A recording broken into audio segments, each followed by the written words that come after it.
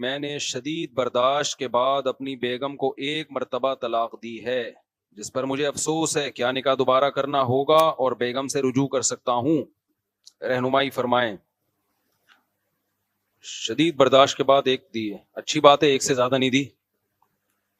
एक से ज्यादा एक वक्त में तलाक़ें देना जायज़ नहीं है, गुनाह की बात है। तो अब यह है कि आपने चूंकि सरी तलाक का लफ्ज़ अगर इस्तेमाल किया है तो रुजू कर लें, बेगम से बोल दें मैंने रुजू किया, बस इतना काफ़ी है। और दो बंदों को गवाह भी बना दें तो ज़्यादा अच्छा है, ताकि बाद में कोई कंफ्यूजन ना हो ना।